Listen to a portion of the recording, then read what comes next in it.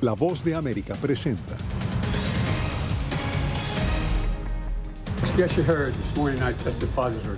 Presidente Biden dice tener síntomas leves tras contraer coronavirus. Con testimonio de dos ex asesores del expresidente Donald Trump, concluirá la primera ronda de audiencias que investiga el ataque al Capitolio. Además, el calor extremo continúa castigando a Europa, mientras que en Estados Unidos más de 40 estados registran temperaturas superiores a 40 grados centígrados. Y Washington sanciona a 61 funcionarios centroamericanos por corrupción.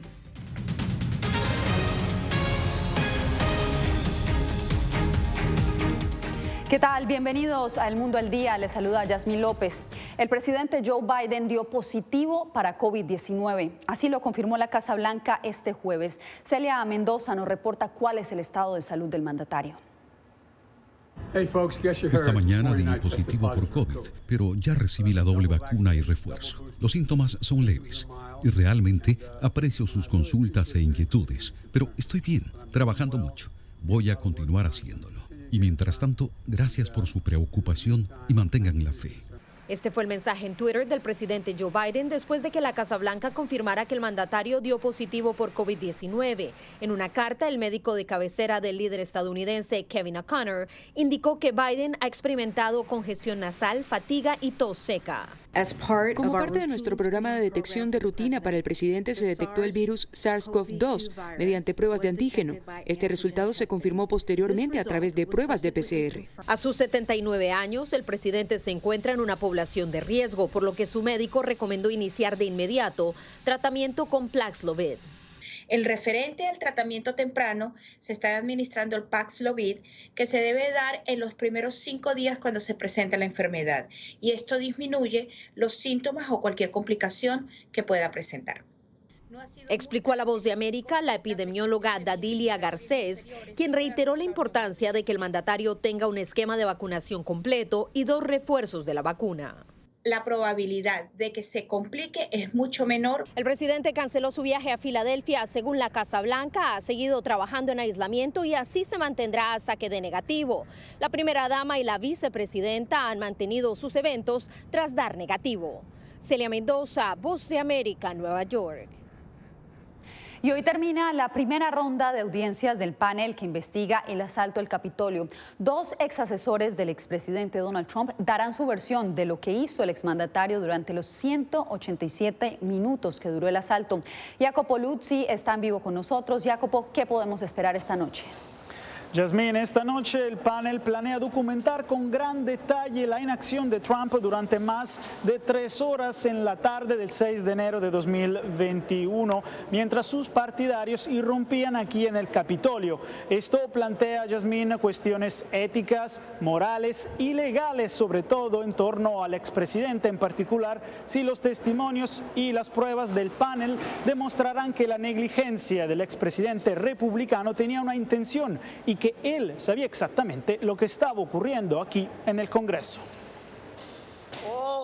Un presidente estadounidense en ejercicio o expresidente nunca ha sido acusado de un delito. Pero por primera vez en la historia de Estados Unidos, los legisladores están celebrando audiencias públicas que podrían concluir con una recomendación de que Donald Trump sea imputado por su intento de anular los resultados de la elección de 2020. Donald Trump convocó a una mafia en Washington, D.C. y finalmente incitó a esa mafia a lanzar un ataque violento contra nuestra democracia. El comité no tiene la autoridad para juzgar a Trump, pero las evidencias presentadas podrían convencer al Departamento de Justicia a actuar. Y este jueves, personas que trabajaron cerca del expresidente testificarán frente al panel y se presentarán nuevas grabaciones del abogado Pat Cipollone, que estuvo muy cerca de Trump durante la serie. A medida que se ve el panorama completo con el comité del 6 de enero, ha quedado claro que los esfuerzos que Donald Trump supervisó y en los que participó fueron aún más escalofriantes y amenazantes de lo que podríamos haber imaginado. El comité planea demostrar que Trump tenía el poder de disuadir a la turba, pero se negó a hacerlo hasta después de las 4 de la tarde ese día, después de que cientos de efectivos respondieron al Capitolio para apoyar a la fuerza policial del Congreso. La respuesta neutralizó el asedio y convenció a Trump a actuar, dijo el panel, después de múltiples solicitudes. Donald Trump objeta que las audiencias televisadas no permitieron pruebas exculpatorias, Yasmín, ni contrainterrogatorios de testigos, pero muchos expertos legales dicen que el comité está construyendo un caso muy sólido que sugiere que Trump fue personalmente responsable de múltiples crímenes. Era Jacopo Luzzi reportando desde el Congreso de Estados Unidos. Gracias, Jacopo.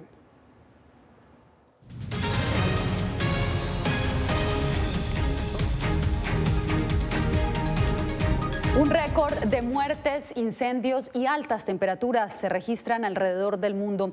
Tenemos cobertura en equipo porque aquí en Estados Unidos más de 40 estados se encuentran en alerta y en Europa siguen aumentando los decesos. Vamos primero con Stephanie Martínez, quien se encuentra en Los Ángeles, California, una de las áreas más afectadas. Stephanie, adelante con la información. Así es, Yasmín, me encuentro en uno de los tantos centros de enfriamiento que el condado de Los Ángeles ha habilitado para hacerle frente a la ola de calor que azota varias partes de Estados Unidos.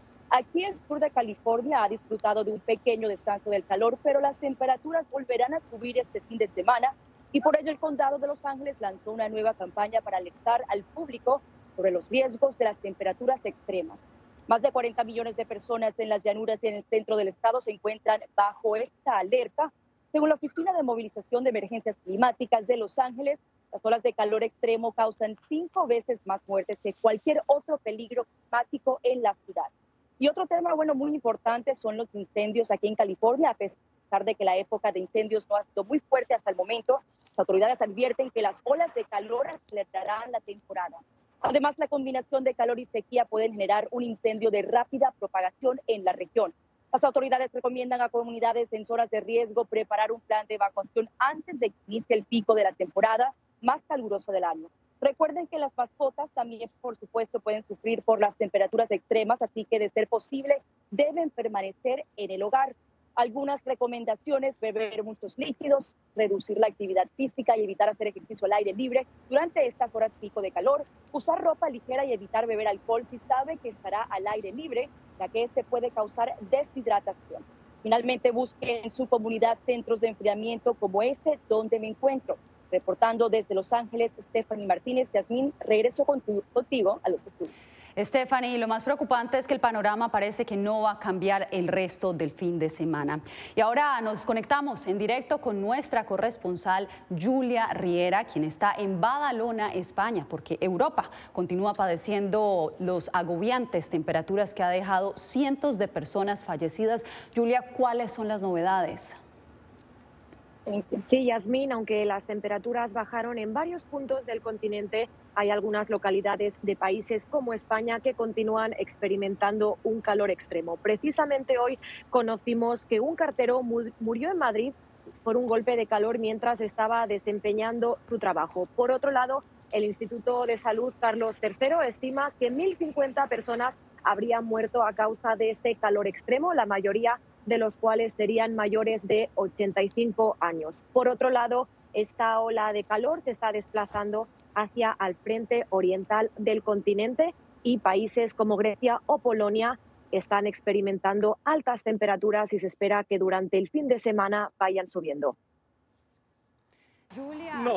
Tienes que beber mucha agua, echarte protector solar y después de eso, una cerveza fría durante la noche también está bien. Julia, y los incendios también preocupan. Precisamente España es uno de los países que desde hace días lucha para apagar los fuegos.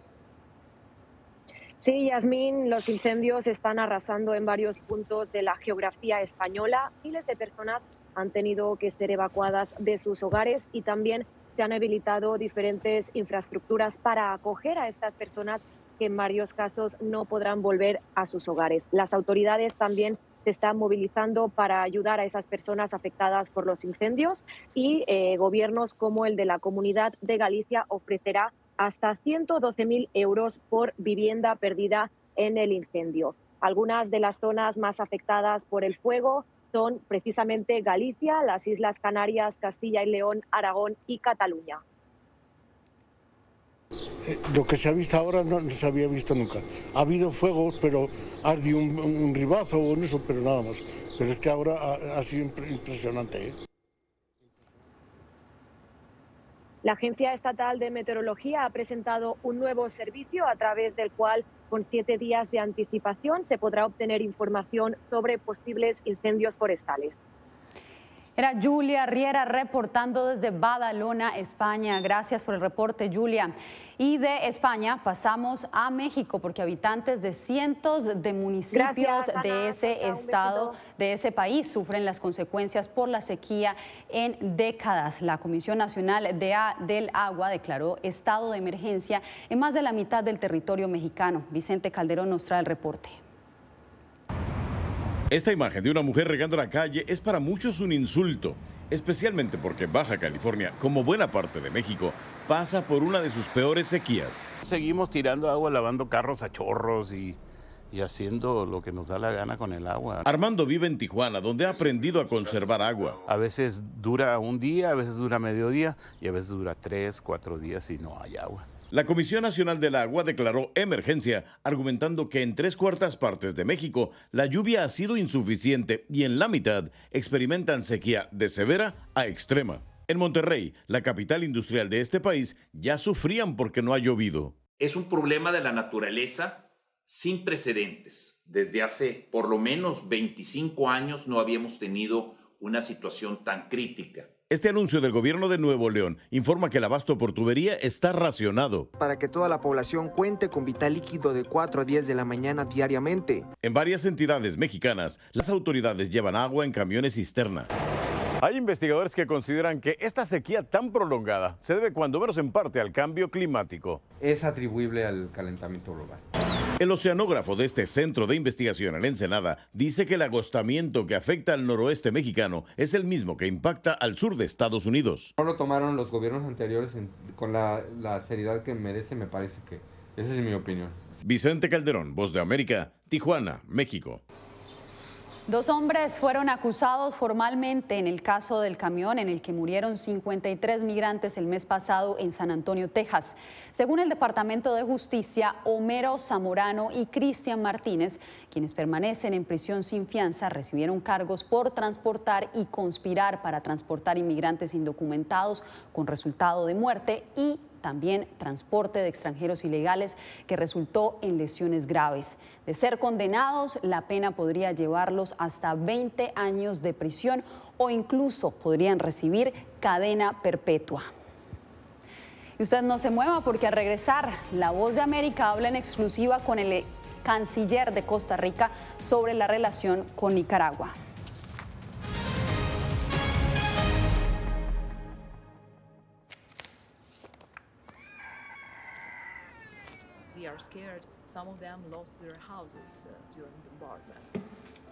Si quieres conocer más de estas historias, conéctate en Boa Plus con Alas que Ayudan y viaja con La Voz de América en el avión que un piloto argentino puso a disposición de más de 1000 ucranianos, con niños, mujeres y personas con enfermedades que escaparon de su país, que huyeron de la guerra en busca de refugio hasta que lograron reparar sus alas rotas.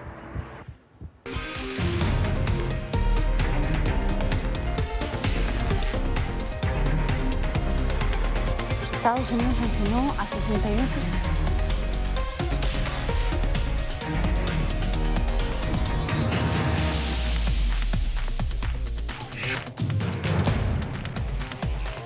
Venezuela 360, cada semana por La Voz de América. ¿Qué tal? Desde Washington comienzan las noticias en El Mundo al Día. Día a día, desde la capital de Estados Unidos y donde se producen las noticias que más te impactan. El objetivo es llegar al otro lado de la frontera para pedir asilo. La Voz de América te conecta con El Mundo al Día. Los hechos más allá de la noticia. Para que tomes decisiones bien informadas. En el lenguaje que quieres, donde quieras y como prefieras. Conéctate con El Mundo al Día. Actualidad. Pues vamos a ver otra cepa nueva y otra cepa nueva. Análisis. En realidad, mucha de esta gente va a quedar parada de nuevo y va a ser una tragedia humana. Debate. Dejen la obsesión. La obsesión la tienen ustedes. Con la información más allá de los titulares. El tema energético es algo que se está analizando. La inflación es un problema global. 30 y 50 metros están ya las tropas. Su respuesta, doctor.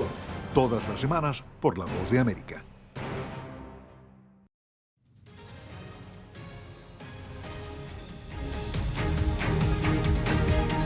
La información en el mundo al día. Estados Unidos sancionó a 61 funcionarios de Honduras, El Salvador, Nicaragua y Guatemala, acusados de participar en corrupción y acciones antidemocráticas. Óscar Ortiz nos trae las reacciones. Calificándolo como un acto injerencista, el gobierno de Honduras rechazó categóricamente la lista de sancionados emitida por el Departamento de Estado de Estados Unidos. Los 15 funcionarios y exfuncionarios hondureños señalados incluyen a 2 vicepresidentes del Congreso Nacional, Racel Tomé y Edgardo Casaña, así como el asesor presidencial Enrique Flores Lanza. Tomé respondió a estos señalamientos. Nosotros le arreglamos eso. Jamás, nunca me van a extorsionar, ni me van a doblar el brazo. Hoy se lo digo. Esto es parte de lo que siempre ha habido. El documento menciona además a 23 jueces y fiscales de Nicaragua, 16 funcionarios en Guatemala y 6 funcionarios más de El Salvador. Respaldándolo a nivel de gobierno, y eso a nosotros nos va a perjudicar, porque al Estados Unidos, al ver que este gobierno está acuerpando a corruptos, lo que va a hacer es que nos va a quitar la ayuda o nos va a retener ayudas multimillonarias. El secretario de Estado, Antony Blinken, reiteró que estas personas son señaladas de corrupción significativa, lo que contribuye a la migración irregular y a la desestabilización de las sociedades. Tratar de desprestigiar la lista creo que es un error. A los señalados en la lista Engel se les negará entrada a Estados Unidos mediante la suspensión de su visado. Óscar Ortiz, Voz de América, Honduras.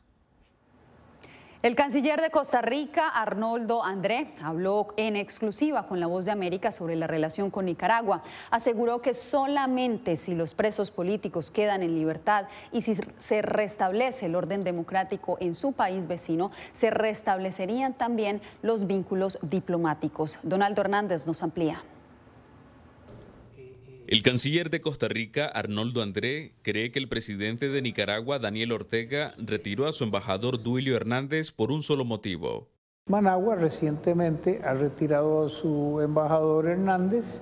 Vemos en ello un acto de reciprocidad por cuanto Costa Rica no mantiene embajador allá. Las relaciones entre Managua y San José se agravaron el año pasado, cuando ambas capitales llamaron a sus respectivos emisarios. Costa Rica ha apoyado las resoluciones de la Organización de Estados Americanos que condenan la violencia estatal en Nicaragua. Hemos apoyado la restitución del orden democrático y de libertades en Nicaragua. Aunque el nuevo presidente Tico Rodrigo Chávez prometió enviar embajador a Managua, su postura ha cambiado desde que Nicaragua expulsó a la OEA, sumado a la situación de los derechos humanos. Nos preocupan mucho los presos políticos y sus familiares.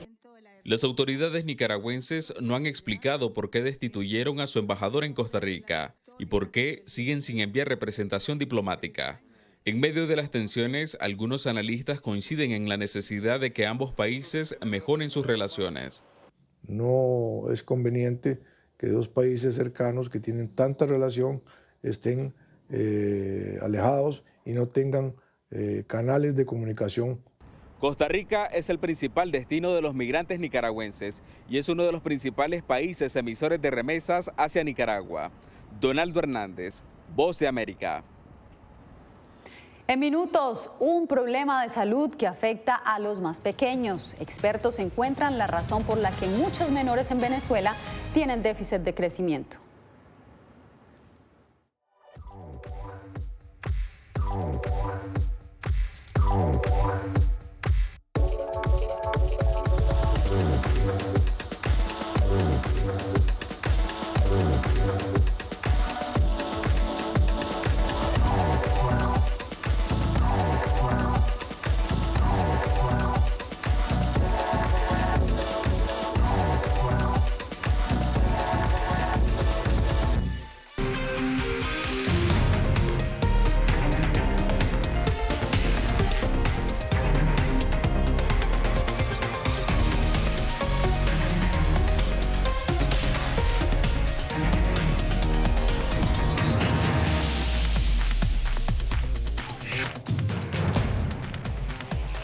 Venezuela 360, cada semana por La Voz de América. ¿Qué tal? Desde Washington comienzan las noticias en El Mundo al Día. Día a día, desde la capital de Estados Unidos y donde se producen las noticias que más te impactan. El objetivo es llegar al otro lado de la frontera para pedir asilo. La Voz de América te conecta con El Mundo al Día. Los hechos más allá de la noticia. Para que tomes decisiones bien informadas. En el lenguaje que quieres, donde quieras y como prefieras. Conéctate con El Mundo al Día. La Voz de América te invita a ser parte de nuestra familia a través de las redes sociales. Encuentra en tu muro las últimas noticias de tu país en su conexión con Estados Unidos, la región y el mundo. Historias que empoderan las voces latinoamericanas de política, economía, salud, actualidad, balanceadas y precisas. Únete a un equipo de origen hispanoamericano que trabaja para conectarte con los tuyos. Síguenos en Facebook y conviértete en protagonista de una historia que tú mismo ayudarás a construir.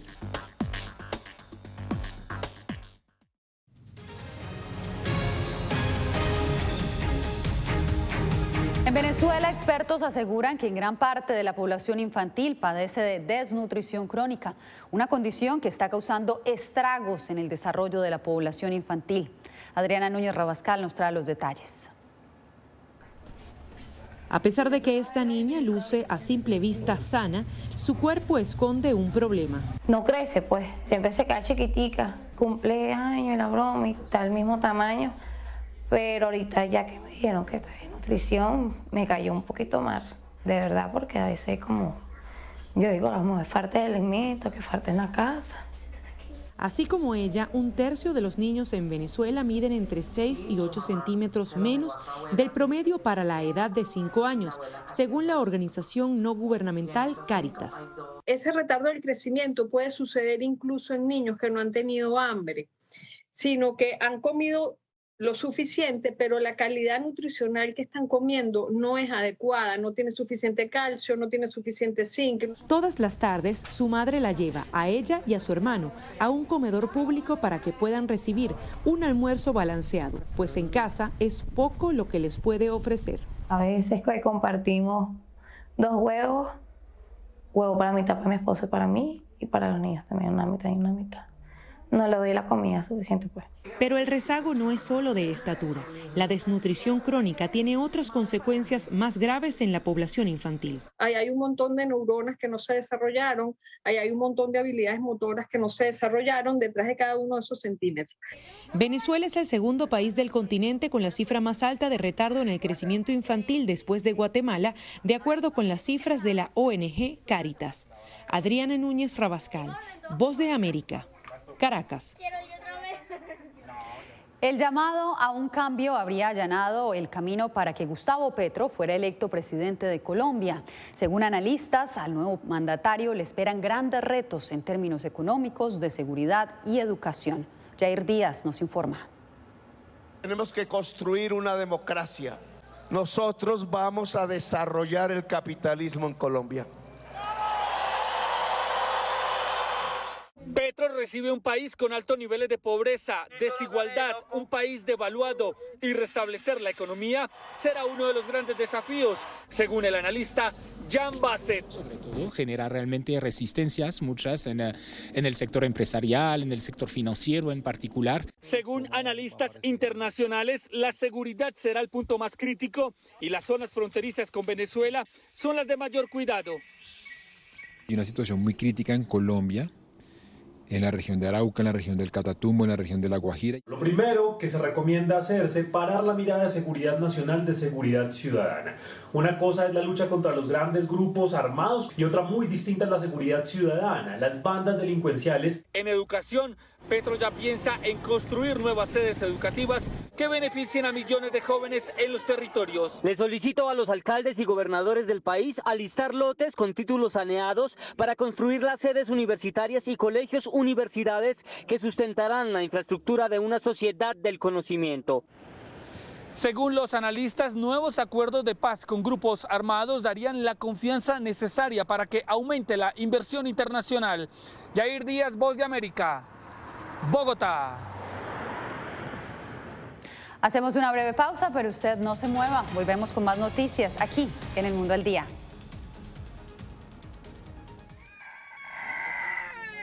They are scared. Some of them lost their houses during bombardments. Si quieres conocer más de estas historias, conéctate en Boa Plus con Alas que Ayudan y viaja con La Voz de América en el avión que un piloto argentino puso a disposición de más de 1000 ucranianos, con niños, mujeres y personas con enfermedades que escaparon de su país, que huyeron de la guerra en busca de refugio hasta que lograron reparar sus alas rotas.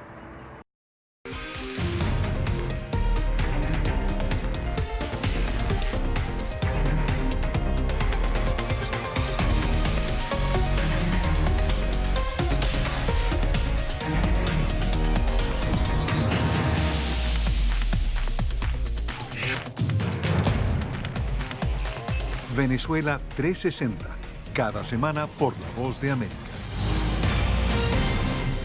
¿Qué tal? Desde Washington comienzan las noticias en El Mundo al Día. Día a día, desde la capital de Estados Unidos y donde se producen las noticias que más te impactan. El objetivo es llegar al otro lado de la frontera para pedir asilo. La Voz de América te conecta con El Mundo al Día. Los hechos más allá de la noticia. Para que tomes decisiones bien informadas. En el lenguaje que quieres, donde quieras y como prefieras. Conéctate con El Mundo al Día. Actualidad. Nos vamos a ver otra cepa nueva y otra cepa nueva. Análisis. En realidad, mucha de esta gente va a quedar parada de nuevo y va a ser una tragedia humana. Debate.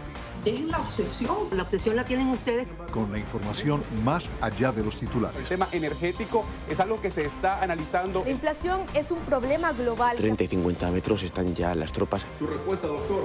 Todas las semanas por La Voz de América.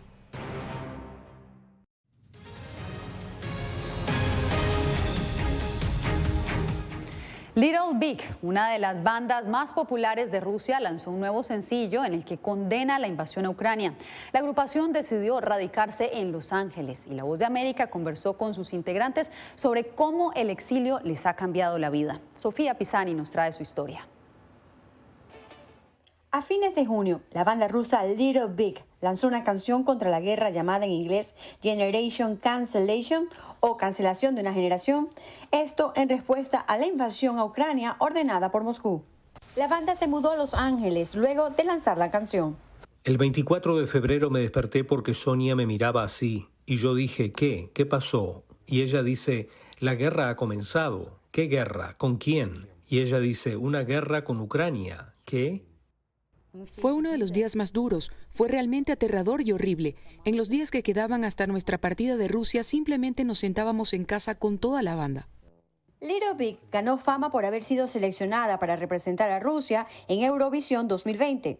Su canción 1 había sido una de las favoritas para ganar, pero el concurso se canceló debido a la pandemia del COVID-19. El líder de Little Big, Lia Prusinkin, dice que ama a Rusia, pero considera que las acciones en Ucrania son un acto de agresión inaceptable.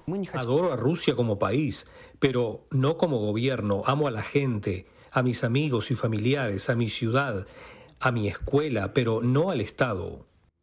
Ahora la banda monitorea los eventos en casa desde los climas cálidos del sur de California.